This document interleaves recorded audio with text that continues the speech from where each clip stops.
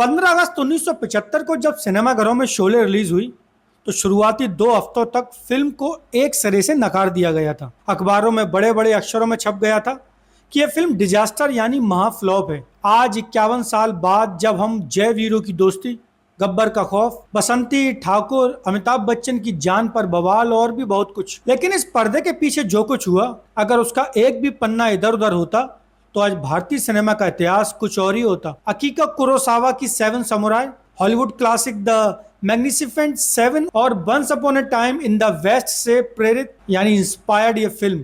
तो आइए चलते हैं शोले के उस ऐतिहासिक सफर पर जहां हर मोड़ पर एक नया ड्रामा और एक नया इम्तिहान था।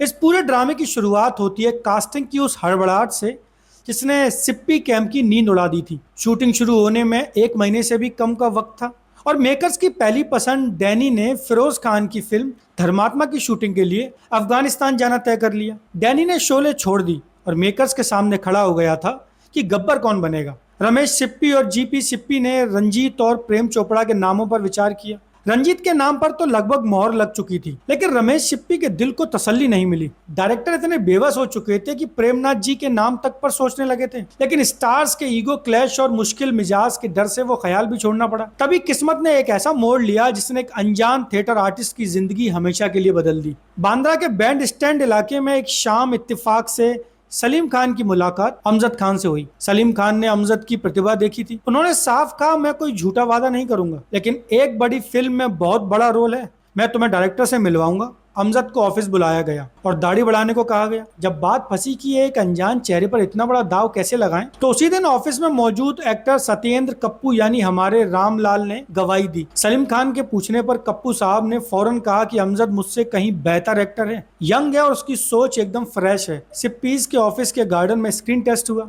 अमजद ने दाढ़ी बढ़ा रखी थी, दांत काले कर लिए थे और जब वो बोले तो 20 सितंबर 1973 को उन्हें गब्बर के रोल के लिए साइन कर लिया गया। अमजद खुशी से अस्पताल भागे क्योंकि ठीक उसी दिन उनकी पत्नी शैला ने बेटे शादाब को जन्म दिया था। लेकिन अमजद के साइन होते एक नया बखेड़ा खड़ा हो गया। खुद लेखक सलीम जावेद को लगने लगा कि अमजद की आवाज बहुत पतली और कमजोर है, जो एक खूंखार डाकू पर बिल्कुल सेट नहीं करेगी। पर समय का चक्कर देखिए, बाद में ऐसी आवाज के डायलॉग कैसेट ने पूरे भारत में बिक्री के सारे रिकॉर्ड तोड़ दिए। इधर पर्दे के पीछे जय के किरदार को लेकर भी कम खींचातान नहीं थी। इस रोल के लिए पहले शत्रुघ्न सिन्हा लगभग फाइनल थे, लेकिन धर्मेंद्र ने अपने पक्के दोस्त अमिताभ के लिए रमेश सिप्पी से पैरवी की। अमिताभ ने खुद मेकर्स के दफ्तर के खूब चक्कर काटे और ये रोल हासिल कर लिया। मगर विडंबना देखिए कि जिस गब्बर के दम पर फिल्म अमर हुई, उस अमजद खान को इस रोल के लिए सिर्फ 11,000 रुपए की फीस मिली थी, जबकि बाकी बड़े स्टार्स को लाखों दिए गए थे। कास्टिंग की इस जंग के बाद सेट पर शुरू हुआ डायरेक्टर रमेश सिप्पी के परफेक्शन का इम्तिहान। फिल्म का वो आइकॉनिक सीन याद कीजिए जहाँ राधा यानी जया बच्चन ढलते सूरज में लालटेन बुझाती है और जय माउथ ऑर्गन बजाता है। उस चंद सेकंड के सीन को फिल्माने में पूरे 20 दिन लगे थे। वजह यह थी कि डायरेक्टर केवल मैजिक आवर यानी सूर्यास्त के ठीक बाद की कुदरती रोशनी में ही इसे शूट करना चाहते थे, जो दिन में सिर्फ कुछ ही मिनटों के लिए मिलती है। परफेक्शन के जुनून सिर्फ बड़े किरदारों तक नहीं था, बल्कि सामा यानी मैकमोहन ने भी इसके लिए अपना सब कुछ झोंक दिया था। पूरी फिल्म में उनका सिर्फ एक ही डायलॉग था, पूरे 50,000। मगर इस एक लाइन और चंद सेकंड के शॉट के लिए मैकमोहन को मुंबई से बेंगलोर के रामनगर सेट पर पूरे 27 बार फ्लाइट से आना जाना पड़ा था। इसी गहमा गहमी के बीच सेट पर एक ऐसा रोमांस भी परवान चढ़ रहा था जो आज इतिहास बन चुका है। धर्मेंद्र और हेमा मालिनी का असली प्यार इसी सेट पर शुरू हुआ था। धर्मेंद्र जानबूझकर सीन में गलतियां करते ताकि रीटेक की नौबत आए। वो लाइट बॉयज को 100 से 500 रुपए की टिप देते थे ताकि वो रिफ्लेक्टर गलत जगह रखें, जिससे धर्मेंद्र को हेमा को बार बार गले लगाने का मौका मिल सके। मगर मस्ती और रोमांस के बीच एक दिन ऐसा खौफनाक हादसा हुआ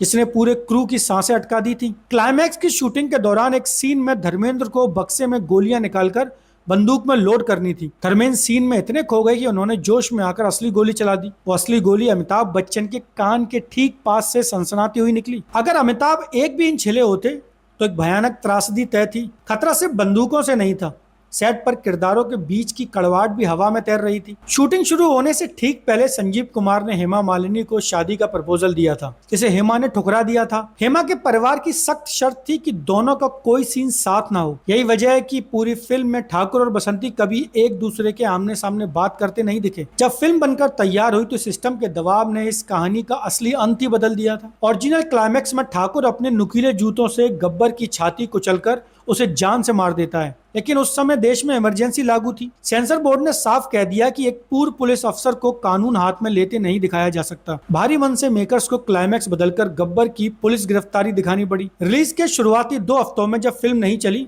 तो मेकर्स इतने घबरा गए कि पुराना क्लाइमैक्स वापस जोड़ने के लिए मीटिंग तक बुला ली थी। लेकिन तीसरे हफ्ते में वर्ड ऑफ माउथ ऐसा चला, ऐसा चमत्कार हुआ कि थिएटर्स के बाहर मीलों लंबी लाइनें लग गईं। सिर्फ 3 करोड़ में बनी इस फिल्म ने 15 करोड़ से ज्यादा का नेट बिजनेस किया और मुंबई के मिनर्वा थिएटर में लगातार 5 साल चलने का एक अटूट रिकॉर्ड बना दिया। मिनर्वा थिएटर उस समय मुंबई का सबसे आधुनिक थिएटर था, जिसमें 70 mm की बड़ी स्क्रीन और स्टूडियोफोनिक साउंड था। लोग खास तौर पर शोले को उस बड़े पर्दे पर देखने के लिए दूर दूर से आते थे। साल 2004 में जब शोले को दोबारा मिनर्वा थिएटर में रिलीज किया गया, रिलीज के 29 साल बाद, तब भी इसके मैटनी शो हाउसफुल जा रहे थे, जबकि उसी समय रिलीज हुई कई नई फिल्में खाली थिएटरों में चल रही थी। पर इस ऐतिहासिक सफर का सबसे दर्दनाक सच छुपा है उस शख्स के पीछे जिसने इस पूरी फिल्म को तराशा। फिल्म के एडिटर MS शिंदे, जिन्होंने लगभग 3 लाख फीट की रफ फुटेज को दिन रात काटकर 18,000 फीट की इस कालजयी फिल्म का रूप दिया। उन्हें शोले के लिए फिल्म का इकलौता फिल्म फेयर अवार्ड मिला था। लेकिन अफसोस,